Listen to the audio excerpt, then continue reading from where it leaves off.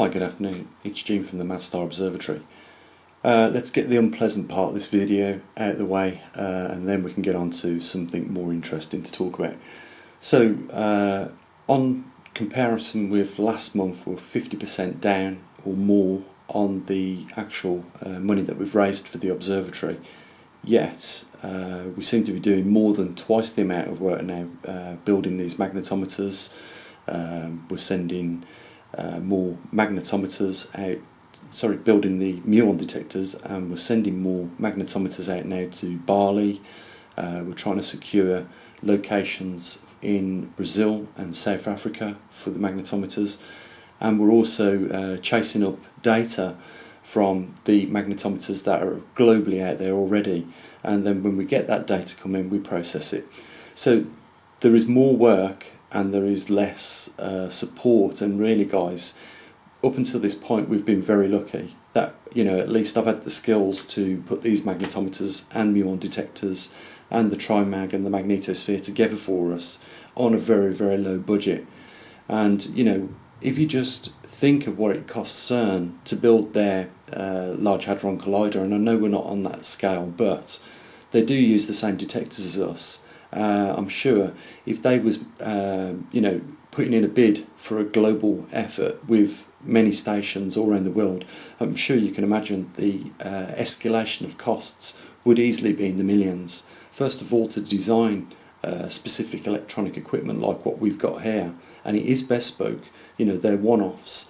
You would pay easily in the hundreds of thousands just to develop it. I mean, the amount of people that are involved in building such equipment is vast. You've got design engineers, then you've got the people that actually do the research that suggest, a particular bespoke piece of equipment, programmers, suppliers, and then you've got people that assemble it, and then you've got to have people to run the stations. All these people, would require a salary. There would be probably 2 or 3 prototypes built before the one was selected. I remember just briefly, developing the TriMag system. I didn't go the easy route, and there was a few reasons for that. First of all, you can't run serial lead more than a couple of meters without having to have boosters and all this. So that's why I went down the road. Wasn't the easy path, but that's why I went down the road of doing the system wirelessly. So the TriMag communicates with the master in the bedroom and just transmits the data to it every 3 seconds, and it gets then stored onto the SD card. But to ask a company to build such a piece of equipment would be in the tens of thousands, without no doubt. Anyone that's ever tried to manufacture something would know what I'm talking about. First of all, tooling costs, you name it, it would just escalate. The point is this, it cost CERN £58 billion to build their detectors and their hadron colliders, and at the end of the day we're using the same pieces of equipment, and the difference is we just don't have that huge budget that they did to build theirs. We've got to do ours on a very micro scale, and we've got to be careful with every penny that we spend and make sure that we can deliver exactly what we promised to deliver. And we're almost there, guys, with the muon detectors. We've nearly got the first one built. It's a bit of a disappointment again.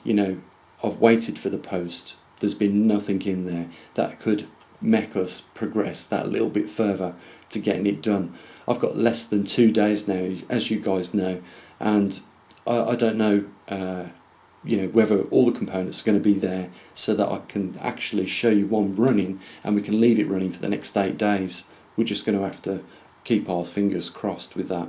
But the main thing is that we understand that we can't build these things without the cash. I simply don't have the cash. I can afford the time, but I can't afford also, I do spend my own money as well, but I can't afford to fund it all on my own. This is a group effort, and it needs group funding for this. And I know we've got some golden people out there that are supporting us. They supported us last month. They've promised to support us again.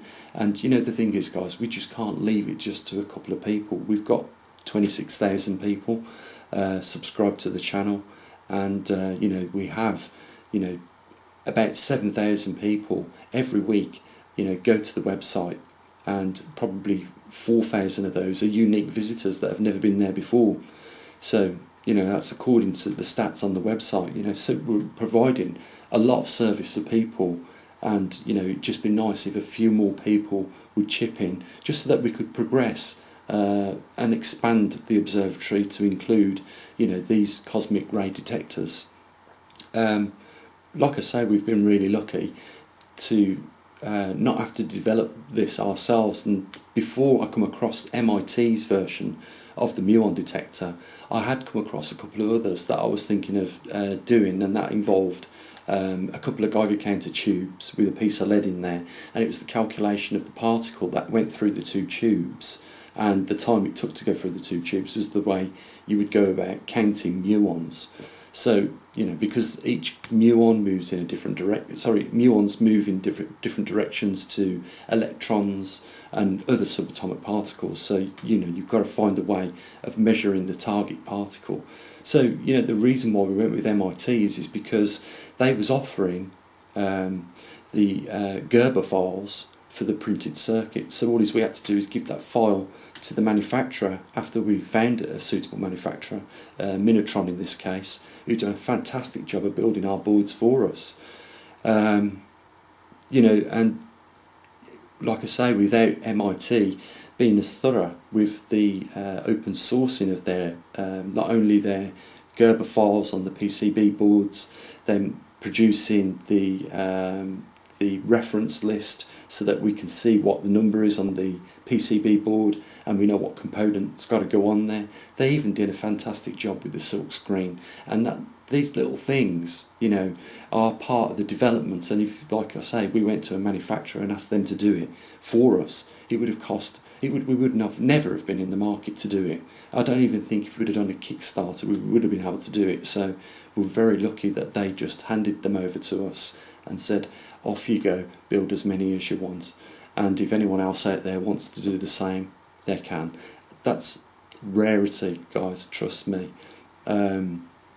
So, we've been very lucky that we have had, a nice format to follow in building the muon detectors.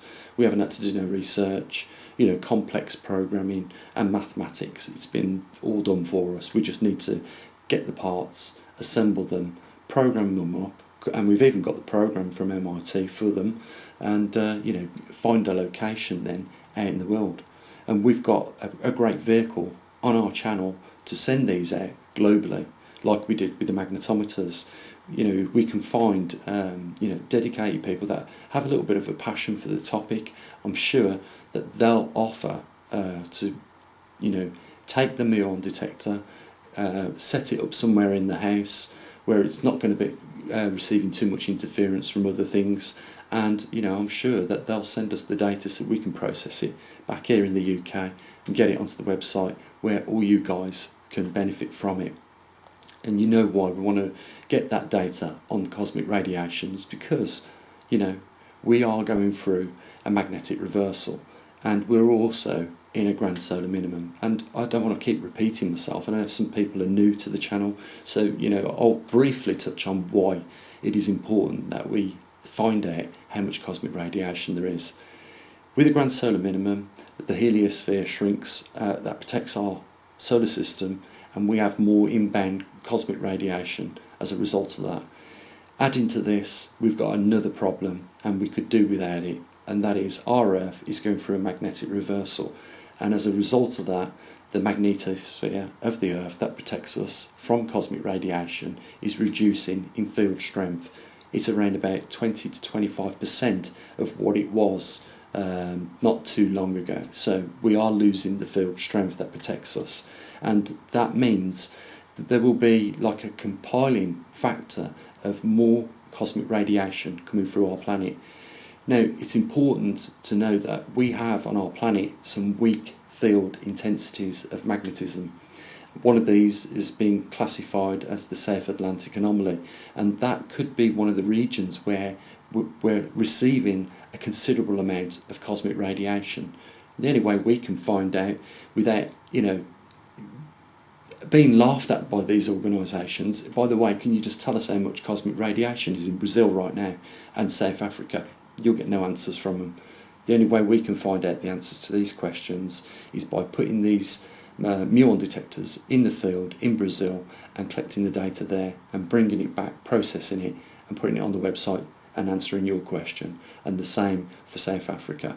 We also want to make a comparison with the field strengths in the high intensity regions, and we want to see if there is protection there in the high intensity regions. I believe there is, but the only way we can answer that question for sure is by doing a bit of science and taking the equipment out to these locations like Australia. We've got people already that have offered to put the muon detectors in their homes there, but the only way we can answer that question is by building them first, putting them out in the field, collecting the data, processing it and putting it on the website and relaying it back to you guys. What we're doing here is something that the government organisations are not willing to do and are not going to. It's as simple as that. I can put this together on a small budget, but I do need the support to do it, guys. And, like I say, we're 50% down on what we raised at this point of the month from last month, and that's a considerable amount. It does worry me that the project is going to linger on and not get finished as a result of it. So what we need is a bit more support, and there shouldn't be any reason why we shouldn't get it, because like I say, there is a lot of people on there. Like we've got 26,000 people subscribed to this channel, and they do have an interest and they will be benefiting from the information. But what we need is more people to get the credit cards out, and it doesn't take a lot of effort, and just make a one-off donation or join us on PayPal. And I have even put, because somebody asked a few days ago, can you give me a Bitcoin account and I'll put something in that, but we didn't get nothing. So the main thing is, guys, is that I'm doing the utmost best to get these finished and help you guys and myself get this answer about how much radiation there is, as well as what we do already at the observatory, and that is monitor every 3 seconds the magnetic North Pole and its migration currently and relay that to you. So I hope that you see what we're trying to do, and maybe you want to chip in a few bucks to keep this going and answer them important questions. And if you do, the links are down there, guys. It's as simple as that. Putting that aside just for a second, one of the questions I get is, what can we expect and how far off? This is what we're trying to effort at the moment. We're trying to answer that question. But what I can say, and it's not about frightening anybody, what I can say is that when the effects really start to get serious, it will be probably a matter of 2 weeks from that point on where our modern way of life will collapse, and the behaviour of people will be absolutely shocking. We need to get that right in our heads from day one about what we are actually facing in the future. Because if we look at the history of humanity during times of severe and durated stress, we find that it is unbelievable actions that we see come from even what we would consider normal human beings. I think what we have to realise, guys, is that we have eyes in the front of our head, and that makes us predators, and we forget that. It's very easy to forget that we are a predator, like a lion, and like the lion, we will do what we need to in order to feed ourselves and our families. If we just look back at what happened in St. Petersburg less than 100 years ago, I think that tells you at what level people will stoop to in order to survive. And during these 2 weeks when this starts to happen, we will have a 2-week period where the first week people may, go about their business and starve themselves because they've got no food and they can't obtain it in shops because the grid's probably gone down, or people are no longer going to work as a result of what the anomaly is that's took place that has devastated, the city and stopped it functioning as normal. First of all, you know the governments will lose control. They will not be able to contain millions and millions of angry, starving, people that have had no electric on for a considerable amount of time, and the pumps in the garages will stop. That will shut down the logistics in the country. When the logistics stop, nothing goes into cities, nothing comes out, and that includes the sanitation that we enjoy, and that includes the food that goes in there to keep the city sustained. That will go. When that happens, people are going to try and come out to the countryside. They're going to think that they can strip off farms. Well, when they do that, they're not helping themselves at all, because once they do that, there is no more animals that like the farmer keeps. For the next year's, he might send 3 to slaughter for a bit of profit, and then he'll keep his herd.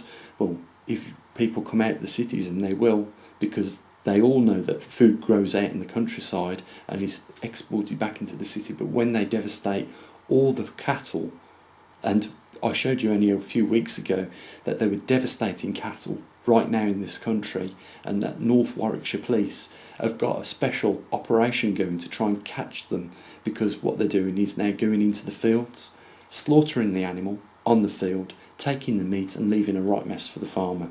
It's happening right now here in the western country of the United Kingdom, guys. So, you get your head around that. And we're not even in a grid down situation now. But I guarantee you 2 weeks afterwards, you'll have people killing for food and resources. So that's what we need to mentally prepare for, because that is one of the real things that we are looking at not too distant future down the road. There is many reasons that society can collapse at this very moment. We've just left the wrong people in charge. We thought that governments were working for the public, and we have come to the conclusion that they don't do too much for us, but they seem to do more for themselves. And this has become common practice and has set precedent in many countries around the world, even in this modern day and age. But like I said, when it comes down to it, people do some pretty unusual things. If we just look what happened in what St. Petersburg now was Stalingrad back in the time, less than 100 years ago, over 2,000 people within 1 year was arrested for cannibalism. Can you believe that? And on top of that, 100,000 people were dying every month, and this was only over a blockade that stopped supplies going in. So a similar situation to what we're talking about, but 100,000 people had killed themselves fighting over food rations. That's the reality of a scenario that could be not too far away from us. We're in a time where lots going on, guys, as well as it couldn't be any worse that we are in a grand solar minimum. We are facing a precipice of moving back into another glacial period. We are on the cusp of a glacial period, going back into an ice age. Well, we're in an ice age at the present time, but we could be going back into a glacial period, and those last thousands of years. But it's what takes place in a city, in a town, in a country, within the first 2 weeks that really worries me, and then a couple of months after, because as time goes on, people become more desperate. We want to know a lot of questions. We want to know where possibly the safest places are. If we could avoid being in these low regions of cosmic radiation during this magnetic reversal and this grand solar minimum period, if we could find out where these locations are, and if they are safer, then surely we have it, the decision to make ourselves. We either stay in an environment on this earth where we're at more risk, or we reduce our risks for our families and loved ones' personal safety. That's what we're doing, and what we're doing on the budget that we've got. So I'm going to leave it here, guys. I think I've gone on long enough, and like I say, the link's down there. All we need is a little bit more support, twice as much as what we've had already, if anything. Let's keep it going like we did last month. Okay, guys, Have a great weekend. Oh, sorry, a week. We're in the beginning of a week, aren't we? So enjoy the week, and I'll catch up with you again. As always, bye for now.